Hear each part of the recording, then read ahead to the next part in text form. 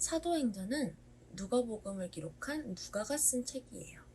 책 제목에 나와 있는 사도라는 단어는 보냄을 받은 자라는 뜻인데, 예수님께 보냄을 받은 제자들이 복음을 전하고 또 이 복음이 어떻게 퍼져나갔는지를 기록한 책이 바로 사도행전입니다.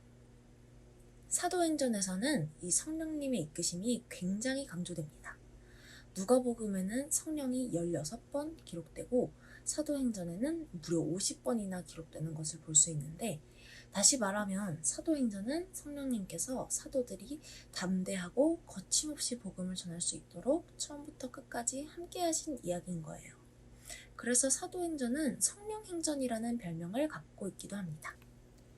사도행전 1장은 예수님이 부활하신 후 40일 동안 제자들과 함께 계시면서 하나님 나라를 가르치신 내용을 담고 있습니다. 예수님은 성령님께서 오실 것을 약속하며 말씀하십니다. 오직 성령이 너희에게 임하시면 너희가 권능을 받고 예루살렘과 온 유대와 사마리아와 땅끝까지 이르러 내 증인이 되리라. 이 말씀은 사도행전 전체의 중심이 되는 구절입니다. 예수님은 이 말씀을 하시고 하늘로 올라가셨습니다. 이 땅에서 하실 일을 모두 마치신 거예요. 그리고 이제 하나님과 함께 세상을 다스리시죠. 그렇지만 그것으로 끝난 게 아니고 언젠가 주님은 다시 오실 것입니다. 사도행전 1장은 우리를 예수님의 증인이 되도록 초대합니다. 증인이란 어떤 사실을 증명하는 사람을 말하죠. 예루살렘에서 유대와 사마리아 지역에서 또 땅끝까지 증인이 되었던 사도들처럼 우리 동대문교회 친구들도 성령님과 함께 하여서 우리의 삶의 자리에서 예수님의 십자가와 부활의 증인이 된 삶을 살아가야 할 거예요. 사도행전 2장은 오순절에 약 120명의 제자들이 마가의 다락방에 모여 한마음으로 기도하는 장면으로 시작됩니다. 그들이 기도하는 가운데 하늘에서부터는 강한 바람 소리가 들리고 집에 불의 혀 같은 것이 갈라지는 것들이 보이더니 각 사람의 머리 위에 임하기 시작했습니다. 그리고 그들이 한 번도 배우지 않았던 다른 나라의 언어로 말하기 시작하게 된 것입니다. 바로 예수님께서 약속하신 성령님이 찾아오신 거였어요. 구약 성경을 보면 성막과 성전에 바람과 불이 가득할 때가 있는데, 이때는 하나님께서 임재하심을 나타내는 것입니다. 그러나 이제 사도행전에서는 하나님의 불같은 임재가 건물이 아닌 하나님의 백성 안에 임재하시며 땅끝까지 복음을 전할 것을 말해주고 있습니다.